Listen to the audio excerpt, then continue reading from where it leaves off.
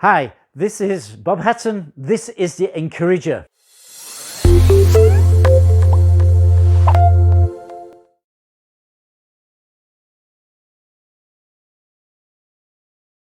There have been many show trials in history. There was a film made in 1957 called The Way of Glory, starring Kirk Douglas, who played a French officer in the First World War.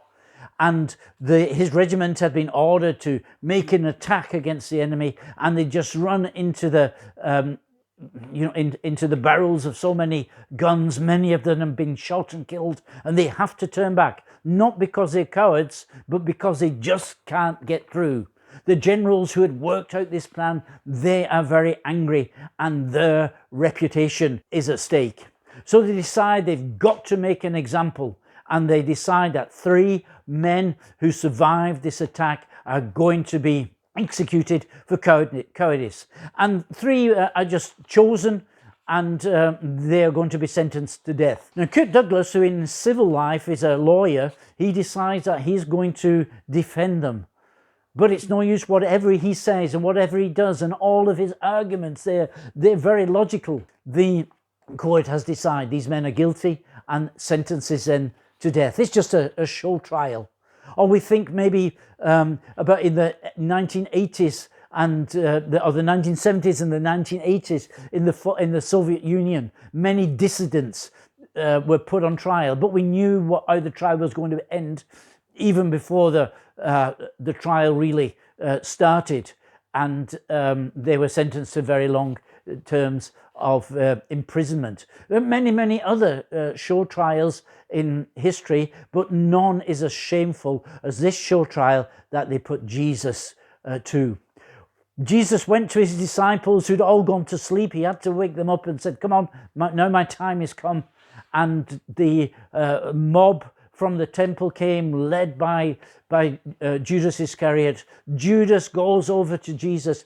He kisses him, which is just a form of greeting for the time there. Maybe in some cultures they would put their arms around one another, they embrace one another, or they shake hands. But whatever what was happening, Judas didn't give him a short greetings, but he put his arm around him, he kissed him, he made sure that they knew who Jesus was, and they took him prisoner. And Jesus asked them and said, why didn't you come during the day when everybody could see me, when I was recognizable for everybody? Why didn't you come and arrest me then? But the answer was, of course, is because they didn't want the people to see him being arrested. This has now got to go quickly in the cover of darkness, so that nobody knows what they're doing. So they want to get rid of Jesus as quick as possible, and they need Judas to do that to make sure they don't get the wrong man. They take him in the middle of the night, and they take him to put him on trial. The Sanhedrin comes together. That's 71 high priests, elders, and rabbis, teachers of the law. They come together to try this Jesus of Nazareth. It's a very shameful situation. Jesus betrayed by a friend, and Mark, he records a number of times in this passage that Judas was one of the 12, that Judas was one of the friends of Jesus, and Judas identifies Jesus at this trial. I suppose it's dark, and they need Judas to absolutely recognize Jesus, identify him as the one who they're going to get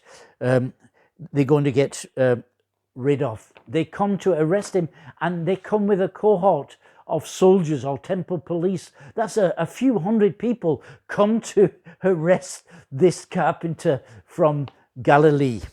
The verse 53 and 54, the whole of the Sanhedrin is come together. They despise the Jewish law, which makes this actually illegal in the middle of the night to try somebody, but they want to get this over as quick as possible. In the verse 55 to 59, they also despise justice. They are not looking for the truth. They're trying to just condemn Jesus as quickly as possible. they don't find any witnesses to come forward to say, to tell anything that he'd done wrong or said wrong. And in the end, they pay some people to perjure themselves and to bring some accusations against Jesus. But all these people, they start to contradict one another, and it's not very good. Now, during this whole process, there are many prophecies are being fulfilled. And amongst these 71 people in the Sanhedrin, there are quite a number of scribes, people who are very learned in the Old Testament. And surely they can see these prophecies being fulfilled before their eyes. But they harden their hearts or close their ears. They just don't want to know what is happening. And they don't listen to that what is happening. They could have recognized Jesus is the Messiah. If we just think about the trials that take place in our day, we've just in Germany just a couple of years ago, we had a very long trial about terrorists, right-wing terrorists had killed some people, and this trial went on for 4 years before a decision, before judgments was passed. And Jesus is tried within a matter of hours, and he goes through 6 different trials. He stands before the high priest twice, he stands before the Sanhedrin twice, he stands before Pilate, and he also stands once before King Herod. They ask him, is he the Messiah? And Jesus says yes, and he even quotes Daniel and says, I am, and you will see the Son of Man seated at the right hand of power and coming with the clouds of heaven. Well, that's it.